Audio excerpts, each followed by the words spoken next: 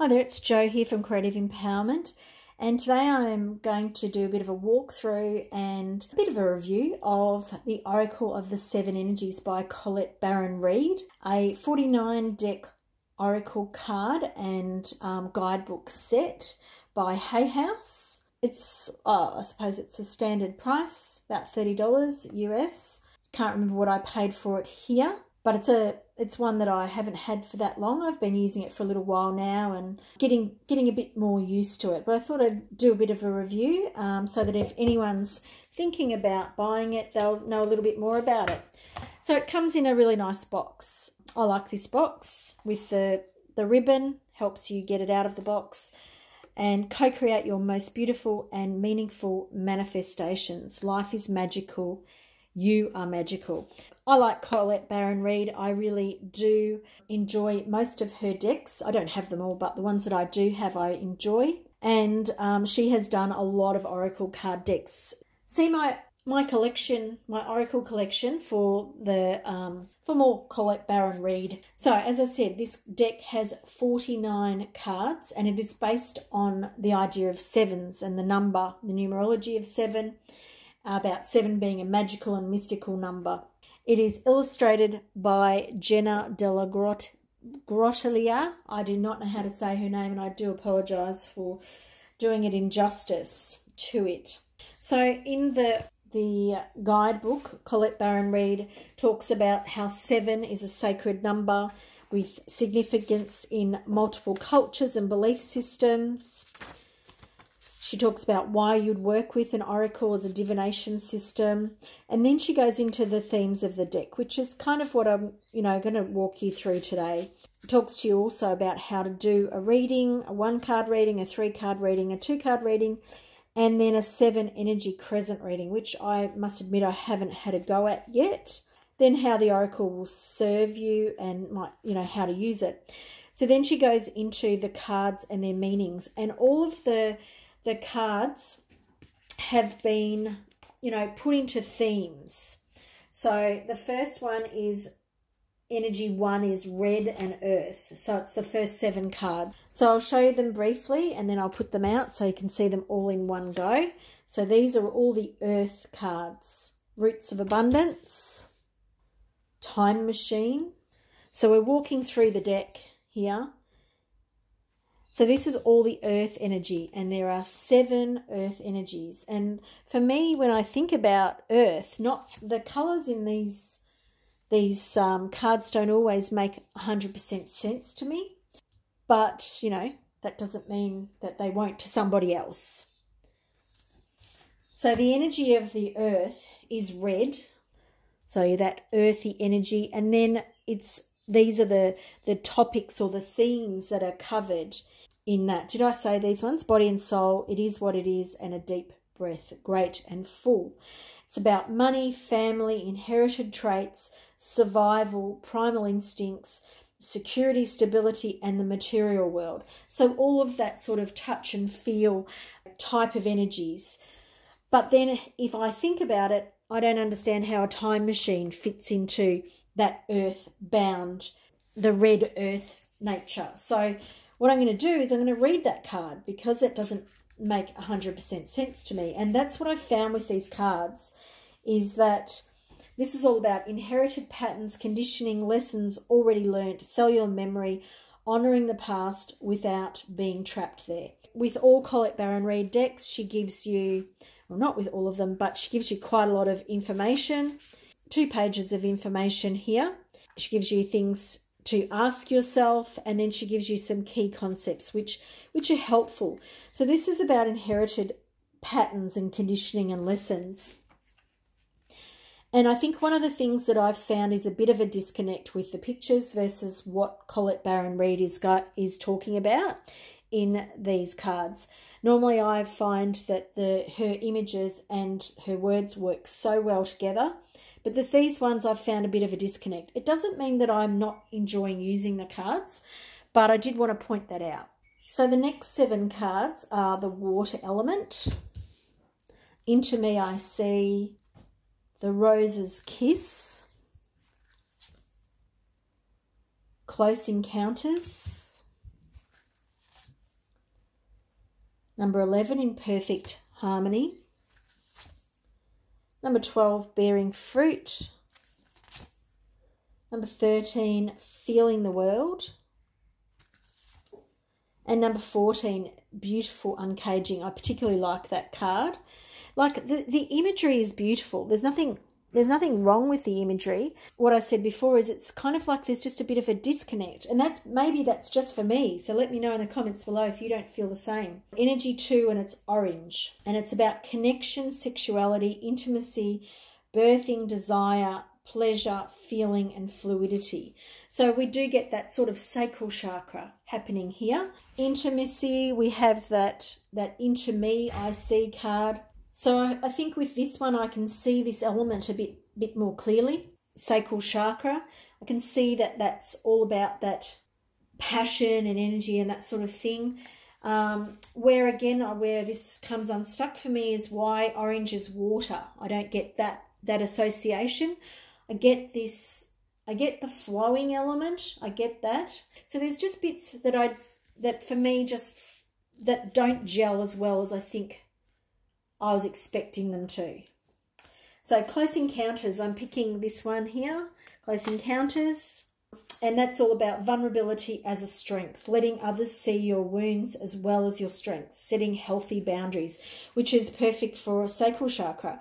So as I said, like, it's not that I like these cards, but I find a bit of a disconnect.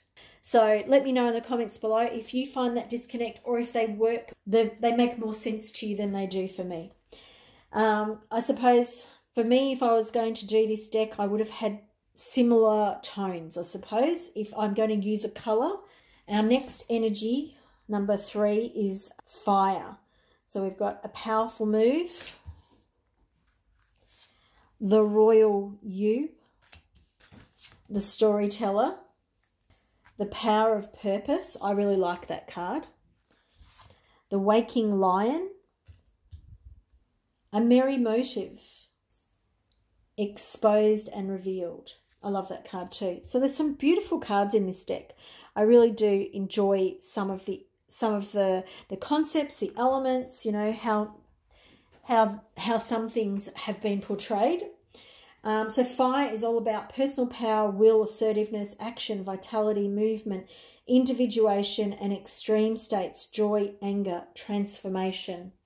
And I'm going to pick one again to talk about. We'll do Waking the Lion. So Waking the Lion is about boldness, the courage to move forward, even without knowing the way, facing that which is difficult or painful, the audacity to step into the unknown. And that's that very Leo energy, which we can really identify with that. With the fire, makes things, you know, makes sense.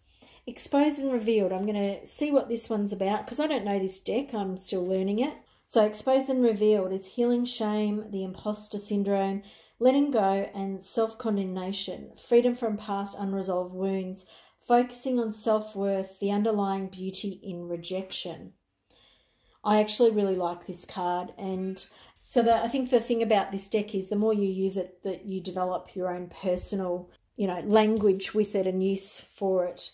So that last one was tender embrace, healing the heart, let it go, birds of a feather, great big love, the grand symphony. I find that one there to be a bit, I don't know, too all-encompassing, broken open. I like that card.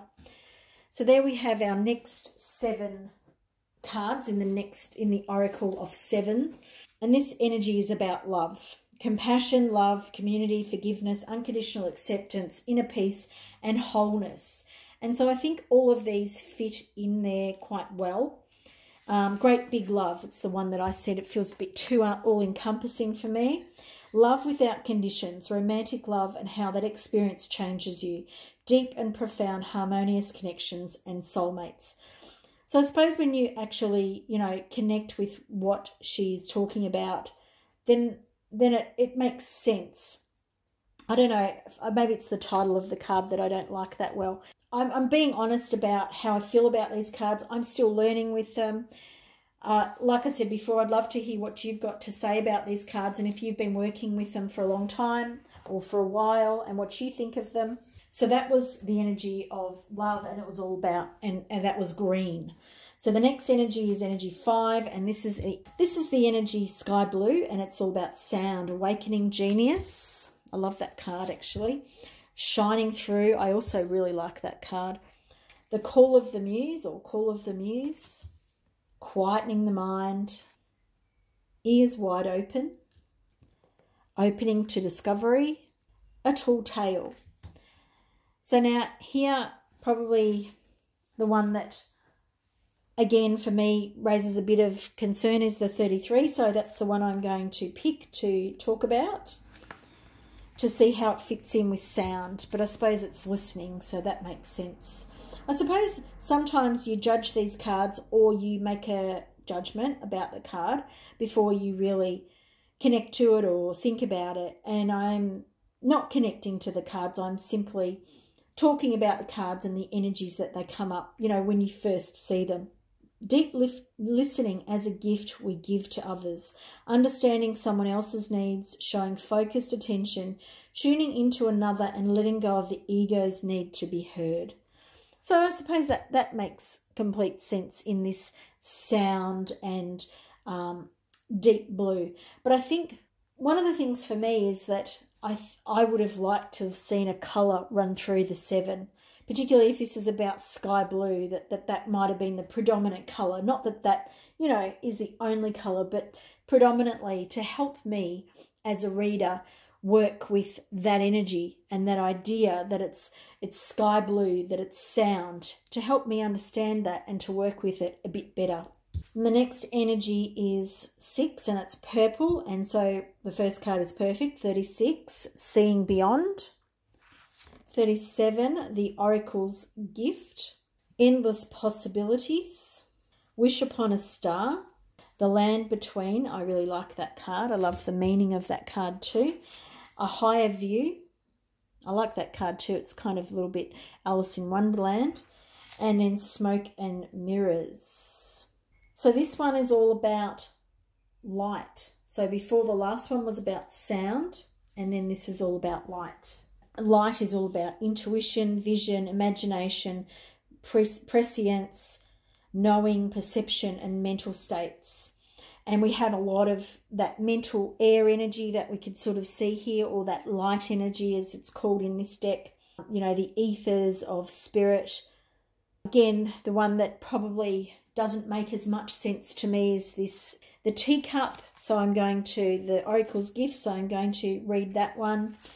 So I'm picking out the ones that are problematic for me, whereas the other ones kind of fit into the relationship seems more understood for me. The oracle's gift is second sight, clairvoyance, seeing the future, fate as a future determined by the choices you make now, seeing the signs around you, recognizing potentials versus absolute determinism. So I suppose this is all about, you know, that idea of reading tea leaves or scrying or something like that. But again, that makes that connection is not as strong as you know, seeing beyond. That's really strong. The land between, it's all about, you know, not being in the past, not being in the future. It's somewhere you can identify with, and somewhere where you don't want to rush it through. You know, you kind of get those messages, or they relate to me. That's what I should say. You know, I'm talking about my personal opinions here, and I'd love to hear what yours are in the messages below. So we've got one more energy to work with, and that's the energy of thought, energy 7. Spirituality, ego transcendence, liberation, God consciousness, understanding, and wisdom. And we have spirit of gratitude, divine matrix, beyond the ordinary, uncharted sea. Reminds me of some of her other cards. Sacred reverence, a burst of magic, and willing release. So this is all about the concept of thought. I think most of these cards kind of make sense with the imagery and the ideas that are, or their keywords that are on the cards. The Willing Release is a really great card, and I've had that come up in a reading quite a lot. With the others, there hasn't been terribly, I haven't seen them that much, but A Burst of Magic is the one that I'm going to read to find out what that card is all about, because it's not something that I am yet to sort of work with. An Epiphany, a sudden higher knowing, a sense that everything has a purpose. Your purpose as a gift bestowed upon you. Cultivating conscious contact with higher power, coming to know what calls to you and lights you up. And again, that card probably, I feel that is probably not as, you know, evocative of that sort of spiritual energy of A Burst of Magic as some of her other cards, or some of the other cards in this deck. Even the Divine Matrix card, you know, these other cards sort of have that spiritual spark about them, whereas, you know, that's more of a nature-based card. Perhaps I'm being too hard on this deck. I am still working with it, I'm enjoying it, and I'm learning it. I didn't show you the back of the card. It has a design that incorporates all of those 7 colours. The cardstock is quite nice. It's quite thin. It's thinner, and it's got a mat, and it's quite nice to hold, and it's quite good to use. I don't know how it's going to last because it feels a bit more flimsy than some of the other cardstocks from her other decks. Thanks for watching this walkthrough. My review for this deck is still in progress, I suppose. I have found that if you watch my collection video, I probably was a little bit more harsh on this deck, and I talked about it, not how it didn't seem as in-depth as some of Colette baron-reid's other decks. And I suppose I'm still probably working through that. One of the things that I do find challenging, and I have been talking about in this video, is that some of this imagery maybe just doesn't connect with me. However, saying that, when I am using these cards in a reading, I am finding that I find a connection to them, and that my intuition is able to, you know, to take flight. But I think it's not as easy as I've found it with a lot of other Colette baron-reid decks. I think I've found it to be more challenging. Some of these cards, like this one in particular, it doesn't speak to me. But again, what I'm saying is that this could be all my own personal belief systems, because some of these cards, they're beautiful cards. But like I said, there's some that they seem one-dimensional. And I'm not having a go at anybody. And perhaps it's just the way that I'm connecting with them, and perhaps that when I keep working with them, I will find that, you know, that I can unlock some different information with these cards. This card here, I find, again, I'm putting out all these challenging cards because they don't make that much sense to me. But I am continuing to work with them because I do find that I am getting some, you know, good results when I'm working with them. It's just that there are ones that just don't make that much sense to me. Please let me know what you thought about this Oracle of the 7 Energies from Colette baron-reid. I'd love to hear your thoughts, and whether I'm completely off track and this is a personal opinion and that is simply what it is, and that the more that I work with this deck, the more I will appreciate it. But thanks for watching today. Thanks for stopping by my channel. Please check out my other videos. I've got other Oracle card videos. I've got one there about my collection, which I'll link in the description box below. And I also have lots of pick a card readings, different timeless ones, as well as more, you know, ones that are about current time frames. Thanks for joining me. Please like, share and subscribe to my channel if you are interested in the things that I make videos about. And please give this video a big thumbs up for me. Thanks so much. Hope to see you in another reading soon. Bye.